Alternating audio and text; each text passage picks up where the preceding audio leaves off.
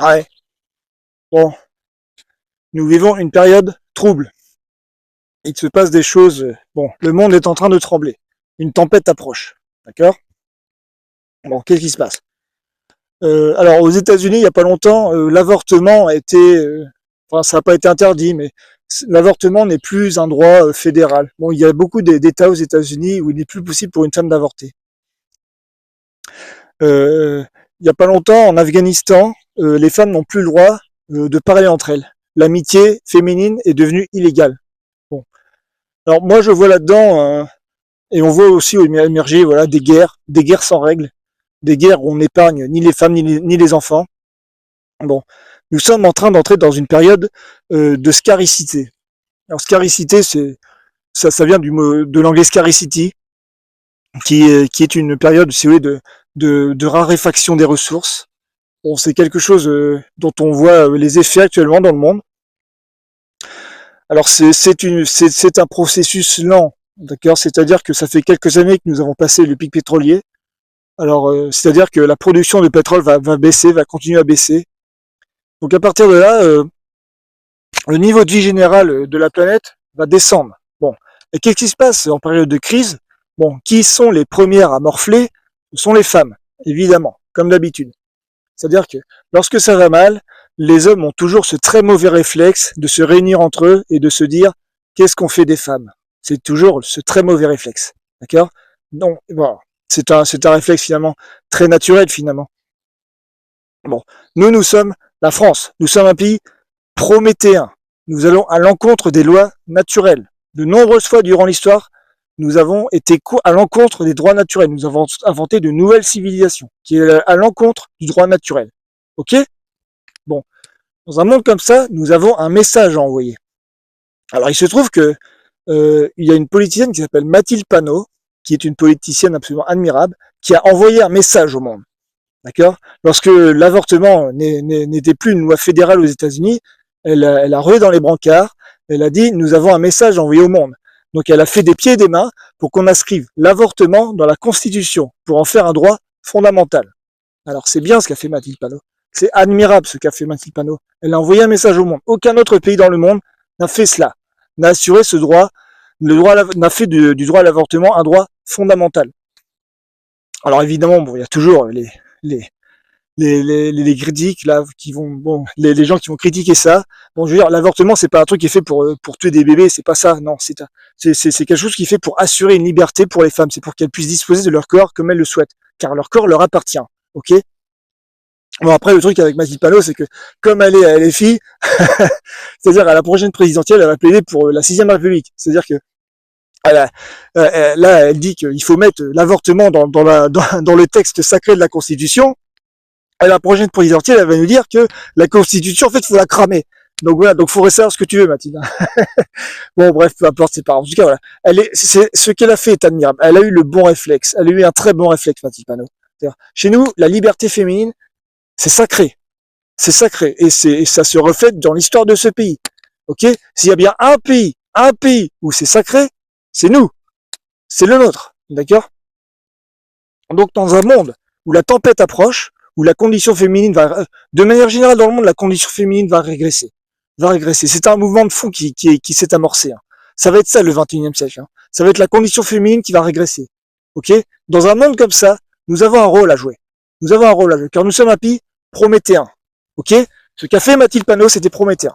Et on l'a écouté. En plus, on l'a écouté. Non, mais je veux dire, mais qui écoute Mathilde Panot, quoi? Je veux dire, voilà, Mathilde Panot, c'est une grosse casse-couille féministe, mais personne n'écoute Mathilde Panot. Sauf que là, elle a eu le bon réflexe. Et lorsqu'une femme a le bon réflexe dans ce pays, on réfléchit pas, on écoute, on l'entend, d'accord? Et on la croit. Et on la croit. On l'a cru, Mathilde Panot. On l'a cru. Voilà, tout le monde s'est réuni, ça a été on a planté le barnum, d'accord.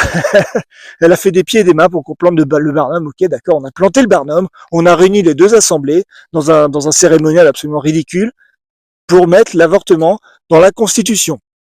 Bon, alors je ne sais pas si ça sert à grand chose parce que au premier fou furieux qui veut prendre le pouvoir dans ce pays, qui veut foutre la Constitution à la poubelle, bon, c'est fini, ok. Mais bon, soit. Elle a envoyé un message au monde en faisant ça, en disant voilà, c'est possible, c'est possible, c'est possible. Et faut pas se dire qu'on est les seuls à avoir mis l'avortement dans la Constitution, non. Faut se dire, on est les premiers. On est les premiers à avoir fait ça. D'accord? C'est-à-dire que dans le monde entier, les hommes vont se réunir et se dire qu'est-ce qu'on fait des femmes?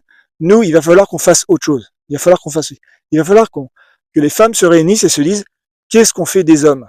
Ok? Car nous sommes un pays prométhéen, contre nature. C'est comme ça. C'est notre destin. Nous pouvons changer la marche des choses. Nous pouvons faire en sorte que ce 21e siècle ne soit pas dégueulasse et ne se termine pas par une troisième guerre mondiale qui fera, je sais pas, 1 milliard de morts. On peut empêcher ça. On peut empêcher ça. En inventant une nouvelle civilisation qui ensuite se répandra sur le monde par la force des sentiments, pas par la force des armes. Non, ça sert à rien. On a déjà essayé d'imposer des civilisations par la force des armes, ça n'a pas fonctionné. Non. Par la force des sentiments, des sentiments que nous inspire Mathilde Panot lorsqu'elle a fait ça. Oui, c'est une femme admirable, Mathilde Panot. Et je regrette de la voir aujourd'hui, voilà, obéir à un triste cire, obéir à Monsieur Mélenchon, qui est un type absolument détestable, qui vraiment, et je la regrette de l'avoir accepté ce qui se passe à LFI avec tous ces problèmes qu'il y a autour des femmes.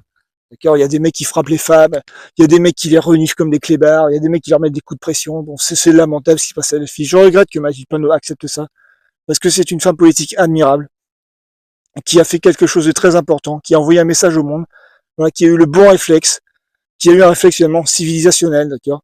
Nous ne sommes pas les seuls à avoir mis l'avortement dans la Constitution. Nous sommes les premiers.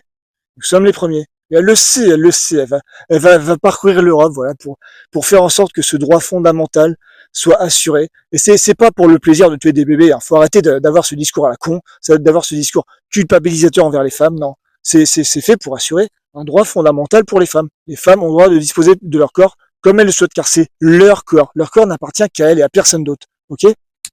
On pense comme ça. En France, on pense comme ça. Les autres, ils pensent pas comme ça, parce que c'est des cons. Ok? Nous avons raison sur le monde. Alors ça ne veut pas dire qu'il faut imposer ça par la force des armes, mais par la force des sentiments. Et pour ça, eh ben, va falloir rétablir les sentiments. Il va falloir être amoureux. Et notamment de Mathilde Panot. D'accord. Bon. Alors je sais bien, elle se fait beaucoup attaquer, Mathilde Panot, et notamment sur son physique. J'en ai rien à foutre. Elle est belle, Mathilde Panot. Elle est belle, Mathilde Panot. Mathilde Panot, quand elle défend la Constitution, quand elle défend le droit à l'avortement dans la Constitution, Mathilde Panot est la plus belle femme du monde. Il va falloir qu'on rétablisse vraiment la valeur de la beauté dans ce pays. Nous sommes le pays de la beauté. Hein. Nous sommes le pays de la beauté prométhéenne. Hein. D'accord? Nous sommes ça. Hein. Il va falloir que ça revienne, ça. Parce que voilà, moi, ça me fait marrer quand on nous parle d'Europe, mais l'Europe, ça sert à rien, c'est naze. Ça raconte rien, l'Europe. Ça ne raconte rien. D'accord? La France, ça raconte quelque chose. La civilisation européenne, ça n'existe pas. C'est un truc qui a été inventé par les nazis. Ça n'existe pas. Par contre, la civilisation européenne, ça existe. Ça, c'est pas fait pour écraser les autres. C'est fait pour inspirer le monde. Normalement, la France joue le rôle de moteur sentimental en Europe. Alors la France, aujourd'hui, ne joue plus ce rôle, parce qu'on a oublié ce qu'on était. Voilà, nous avons été vaincus par le désenchantement du monde, par le désenchantement de ce monde qui a été pacifié par le commerce. Bon, ça c'est bientôt fini, ok. Tant mieux, tant mieux. Les sentiments vont remonter et on sera amoureux des Françaises, de manière inconditionnelle, sacrificielle, prométhéenne, comme Cyrano aime Roxane. Ça remontera tout ça. Ça remontera. Et nous enverrons un message au monde et on empêchera que ce 21e siècle devienne un 21e siècle dégueulasse. On empêchera ça. On peut le faire. On peut le faire. Ok? C'est fastoche.